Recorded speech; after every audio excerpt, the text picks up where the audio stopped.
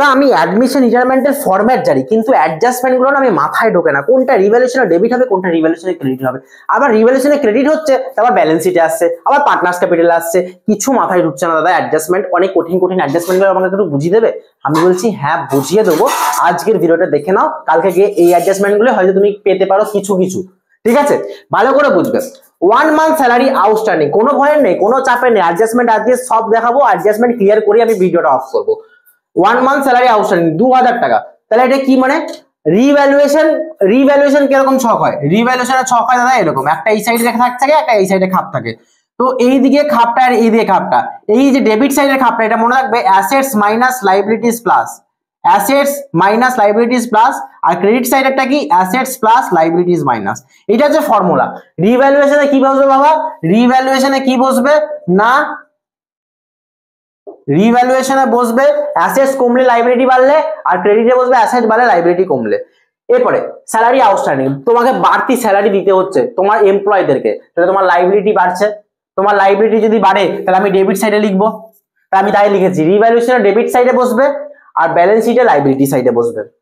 Outstanding expenses রিভ্যালুয়েশনে debit সাইডে বসবে, কারণ এটাও লাইবিলিটি বাড়ছে, আর ব্যালেন্স শিটে লাইবিলিটিতে বসবে। প্রভিশন ফর লিগাল চার্জেস 5000 টাকা, সেম জিনিস, রিভ্যালুয়েশনে ডেবিট সাইডে বসবে এবং ব্যালেন্স শিটে লাইবিলিটি সাইডে বসবে। Outstanding bill for repair, same জিনিস, আউটস্ট্যান্ডিং বিল বলুক আউটস্ট্যান্ডিং যাই বলুক না কেন, আউটস্ট্যান্ডিং মানে হচ্ছে বাড়তি খরচা, তার মানে রিভ্যালুয়েশনে ডেবিট সাইডে একবার বসবে আর একবার ব্যালেন্স শিটে বসবে। এই যে creditors are not like to claim, বা দিতে পারে are not like to arrive, মানে এটা কি দাদা?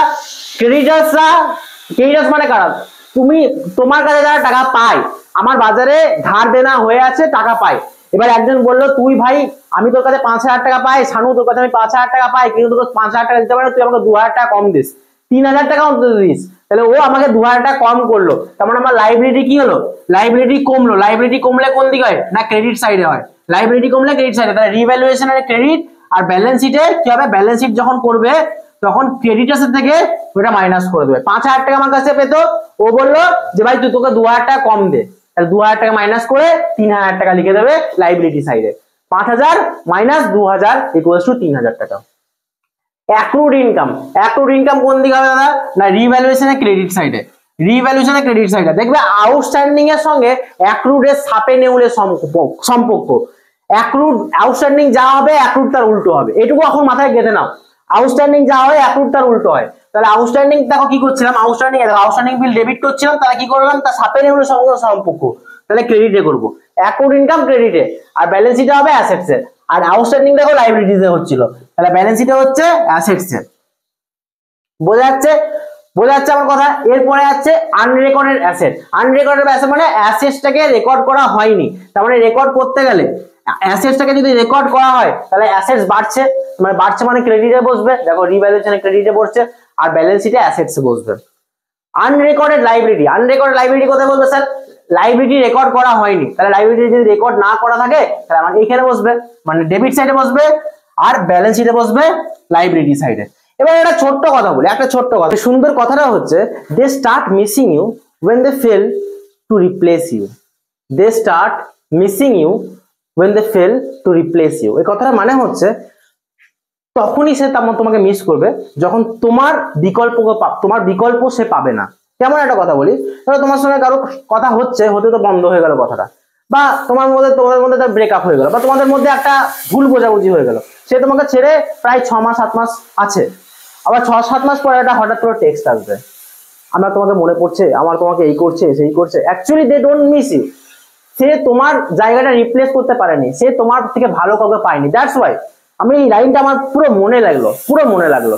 আর সত্যিকারে বলতে গেলে এখন এই জীবনটা হচ্ছে গড়ার, আমি জানি এই সময় ভুলগুলো হবে, ভুলগুলো হওয়াটা স্বাভাবিক, আর ভুলগুলো করো, কারণ এই ভুলগুলো না হলে তোমার জীবনে বড় বড় শিক্ষা পাবে না, মনটাকে শক্ত করতে পারবে না, মনটাকে পাথর করতে পারবে না। মানুষ আসে অনেক সময় শিক্ষা দিতে, অনেক সময় মনটাকে পাথর করতে। তারপরে দেখো প্রিপেড ইন্স্যুরেন্স। প্রিপেড ইন্স্যুরেন্স কি দাদা? না প্রিপেড ইন্স্যুরেন্স হচ্ছে রিভ্যালুয়েশনে ক্রেডিটে হবে আর ব্যালেন্স শিটে অ্যাসেটস হবে। রিভ্যালুয়েশনে ক্রেডিটে মানে এইখানে হবে, আর ব্যালেন্স শিটে হবে অ্যাসেটসে, অ্যাসেট সাইডে হবে। অল ডেটর্স আর গুড, এটা কি হবে দাদা? অল ডেটর্স আর গুড, তোমার বইয়ের ব্যালেন্স শিটে উপরে দেওয়া থাকবে ধরো এরকম 5000 আর 500 টাকা হচ্ছে প্রভিশন ফর ডাউটফুল ডেট, যেটা বইয়ের ব্যালেন্স শিট বা কোশ্চেন পেপারে ব্যালেন্স শিটে রাখবে প্রভিশন ফর ডাউটফুল ডেট 500 টাকা। তাহলে আমার উত্তর আসছে 4500। এটা পুরোটাই ফরম্যাটটা বইয়ে দেওয়া থাকবে বা কোশ্চেন পেপারে দেওয়া থাকবে। তুমি কি করবে, অল ডেটরস আর গুড মানে এই যে প্রভিশন ফর ডাউটফুল ডেটটাকে কি করবে, ক্রেডিট সাইডে বসাবে। কেন? কারণ তুমি ভেবেছিলে 500 টাকা চোট হবে, কিন্তু যাবে না, চোটটা হবে না, চোটের টাকা সব দিয়ে দিয়েছে, ফেরত দিয়ে দিয়েছে। সেজন্য কি হবে, রিভ্যালুয়েশনে ক্রেডিটে বসবে কত টাকা না 500 টাকা by provision for doubtful debt বলে, by PBDD, provision for doubtful debt বলে রিভ্যালুয়েশনে ক্রেডিটে বসবে। আর ব্যালেন্স শিটে যখন হবে তখন ডেটরস লিখবে 4500, এই 4500টা অ্যাড করবে 500, উত্তর হবে 5000। এরকম ভাবে কিন্তু অল ডেটরস আর গুডটাকে সলিউশনটা বের করবে। এরপরে আসছি bad date recover. Bad date recover মানে কি, তোমার টাকা চোট হয়ে গেছিল কিন্তু তুমি সেটা পেয়ে গেছো, লাইবিলিটি কমে গেছে। লাইবিলিটি কমলে কোন দিকে হয় দাদা, এইদিকে হয়, ক্রেডিটে। তাহলে দেখো রিভ্যালুয়েশনের ক্রেডিটে বাই ব্যাড ডেট রিকভার করে লিখবো, আর ব্যালেন্স শিট যখন করব তখন ডেটরস থেকে অ্যাড করব ব্যাড ডেট রিকভার, ডেটরস থেকে কি করব, অ্যাড করব bad date recover. Last entry রিটায়ারমেন্টের খুব মোস্ট ইম্পর্টেন্ট এন্ট্রি, স্টার্ট দিয়ে রাখো। এই এন্ট্রিটা হয়তো বা 60 থেকে 70% চান্স চলে আসতেও পারে। N was to be paid rupees 26,000 and the balance is transferred to his 8% loan account. Sir এটা কি করব, স্যার এটা কি করব, ভালো করে বুঝো, যা পারছি হাতের সামনে দিয়ে মুছছি, কিছু করার নেই। পার্টনার্স ক্যাপিটাল, পার্টনার্স ক্যাপিটালের ছক কেমন করে হয়, এরকম করে তিনজনের পার্টনার থাকে, ধরলাম আমি A B C, A B R C. আচ্ছা আমরা ব্যালেন্স করি তো, এখানে আমরা ব্যালেন্স করি। ধরো সি বলে ব্যক্তিটা রিটায়ার করছে, সি বলে ব্যক্তিটা রিটায়ার করছে, তাহলে বলছে তাকে 26,000 টাকা ইমিডিয়েটলি পেড করে দাও। এটা রিটায়ারমেন্টে, কিন্তু বারবার করে বলছে এটা রিটায়ারমেন্ট, মানে এটা পার্টনার্স ক্যাপিটাল ছক হচ্ছে, পার্টনার্স ক্যাপিটাল। এটা ভালো করে বুঝবে, এটা কিন্তু খুব ইম্পর্টেন্ট চান্স আসার। সি ধরো রিটায়ার করছে, বলে যে সি কে তুমি ইমিডিয়েটলি ক্যাশ দিয়ে দাও 26,000 টাকা, 26,000 টাকা ক্যাশ দিয়ে দিলেন। এরপরে যেটা ব্যালেন্স বেরোবে সেটা 8% লোন বলে লিখবে। 8%টা কি দাদা, 8% শুধু একটা নাম, 10% দিলে 10% একটা নাম, তাহলে এইখানে শুধুমাত্র 8% লোন বলে তুমি লিখবে বাকি অ্যামাউন্টটা। ধরো এখানে 40,000 টাকা ব্যালেন্স বেরোচ্ছে, 40,000 টাকা ব্যালেন্স বেরোচ্ছে, তাহলে 40 থেকে 26 মাইনাস করলে কত হচ্ছে দেখো, 4 এদিকে 30 হয়ে গেল 14, তাহলে 14,000 টাকা কি বলে লিখবো না, টু 8 লোন অ্যাকাউন্ট, কার রেখে সি এর রেখে। তারপর এটা ব্যালেন্স শিটে যখন করবো, ব্যালেন্স শিটে লাইবিলিটি সাইডে, ব্যালেন্স শিটে লাইবিলিটি সাইডে কি বলে লিখবো না, C is loan account, C is loan account বলে 14,000 টাকা লিখবো লাইবিলিটি সাইডে। আর অ্যাসেট সাইডে কি করবো দাদা, ক্যাশের থেকে মাইনাস করে দেবো। ক্যাশের ধরো ভ্যালু হচ্ছে 40,000 টাকা, আর ক্যাশের ধরো ভ্যালু হচ্ছে 50,000 টাকা। এই 50,000 থেকে আমি 26,000 টাকা মাইনাস করে দেবো, নিয়ে আমার বেরোবে কত, 24,000 টাকা। এই 24,000 টাকা আমি ক্যাশে লিখে দেবো। এক আসবে লোনটা, ওটা লাইবিলিটিতে 14,000 টাকা বলে যাবে, আর ক্যাশে ধরো 50,000 টাকা আছে বইয়ে, তার থেকে এই 26,000 টাকাটা মাইনাস হয়ে 24,000 টাকা বসে যাবে। এটা হচ্ছে এন্ট্রি। আর কয়েকটা এন্ট্রি দেখে নাও যেগুলো তোমাদের জন্য মোস্ট ইম্পর্টেন্ট, খুব আসার সম্ভাবনা আছে। 4টে অ্যাডজাস্টমেন্ট দেখে নাও, এই 4টে অ্যাডজাস্টমেন্ট কিন্তু মোস্ট ইম্পর্টেন্ট। কি, half of the investment taken over by Ram, এরকম একটা যদি অ্যাডজাস্টমেন্ট দিয়ে দেয়, আর এরকম ব্যালেন্স শিটে যদি লেখা থাকে, তাহলে ইনভেস্টমেন্ট দেখো 40,000 টাকা, তার হাফ নিয়ে নিচ্ছে কে, রাম। তাহলে পার্টনার্স ক্যাপিটালে আমরা কি লিখবো, টু ইনভেস্টমেন্ট বলে লিখবো, টু ইনভেস্টমেন্ট কত টাকা লিখবো স্যার, রামের ঘরে লিখবো 20,000। এবার কি করব, যখন আমরা ব্যালেন্স শিট করব তখন আমরা ইনভেস্টমেন্টটাকে লিখবো, 40,000, কারণ 40,000 ছিল। আমরা কত দিয়ে দিয়েছি স্যার না, কত দিয়ে দিয়েছি, সি ইয়েকে কি নাম, রামকে কত দিয়ে দিয়েছি, রামকে দিয়ে দিয়েছি 20,000। তাহলে আমার রিমেনিং কত থাকলো 20,000। তাহলে 20,000টা সেকেন্ড কলামে চলে যাবে অ্যাসেটসে। ঠিক আছে। Second entry, machinery over valued হয়ে গেছে। স্যার মেশিনারিটা বেড়ে গেছে, ওভার ভ্যালুড মানে বেড়ে যাওয়া। ধরো আমি একটা এরকম মগে জল রাখলাম, এই জলটা পুরো ভর্তি করে দিলাম, তাও জল ঢেলে যাচ্ছে, তাহলে কি হবে, জলটা ওভারফ্লো হয়ে যাবে, নিচে পড়তে থাকবে। Over valued is the same thing, মানে বেশি হয়ে গেছে, মানে জলটা বেশি হয়ে গেছে, তাহলে ওটা কমাতে হবে। ওভার ভ্যালুড মানে বেড়ে গেছে, তাহলে আমার কি করতে হবে, কমাতে হবে, কমাতে হবে। আর আন্ডার ভ্যালুড মানে কি স্যার? কমানো আছে, তাহলে আমাকে কি করতে হবে? বাড়াতে হবে, বাড়াতে হবে। এবার একটা কথা স্যার, ওভার ভ্যালু 20%, কিসের? না মেশিনারি। মেশিনারির দাম কত আছে? 1,20,000।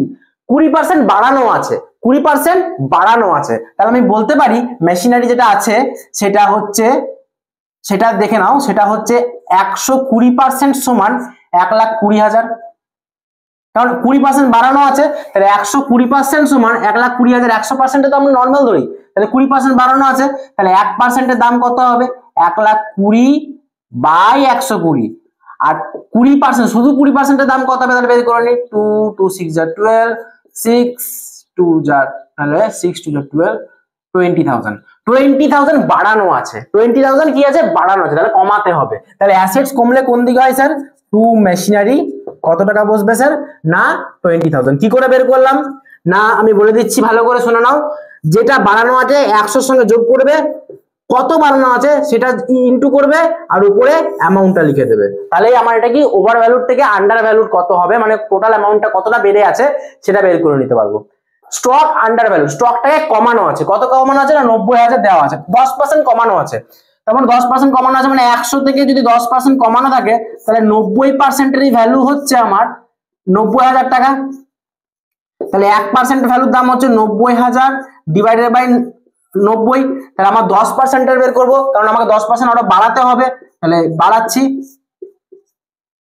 তাহলে এখানে হবে 10,000 টাকা। তাহলে আমরা কি লিখবো স্যার এখানে? বাই স্টক বলে কত টাকা লিখবো?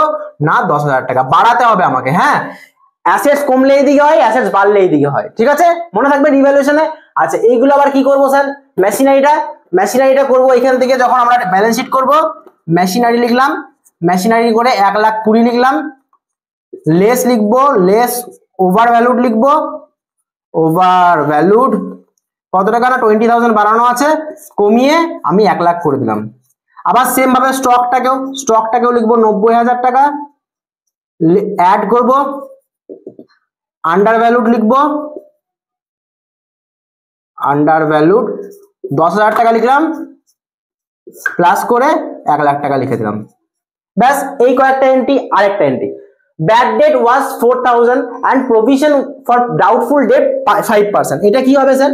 Bad debt was 4,000 and provision for doubtful debt was 5%। এটা দেখে নাও ভালো করে।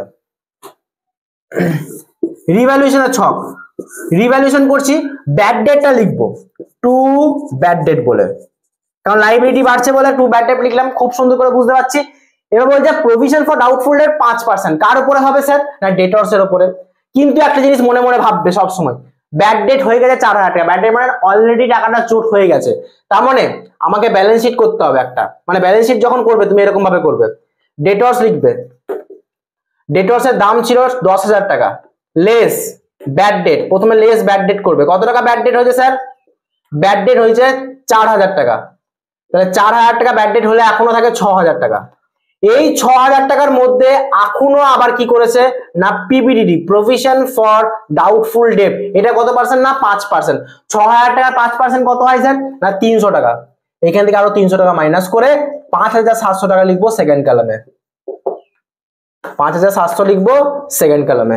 তাহলে এইখানে টু ব্যাড ডেট বলে 4,000 টাকা একটা হবে, আর একটা to provision for doubtful debt বলে 300 টাকা একটা হবে।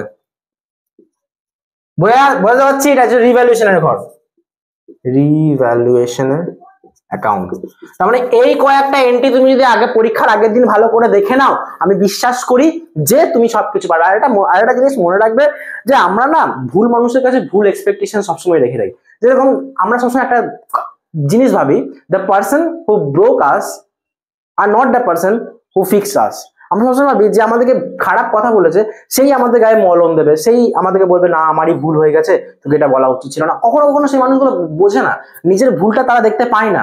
এটা আমাদেরকে অ্যাকসেপ্ট করে নিতে হবে, the person who broke us can't be the one who fix us. আমাদেরকে ফিক্স নিজেকেই করতে হবে, বা অন্য কোনো মানুষ অন্য কোনো রূপে অন্য কোনো ভাবে আমাদেরকে ফিক্স করতে আসবে।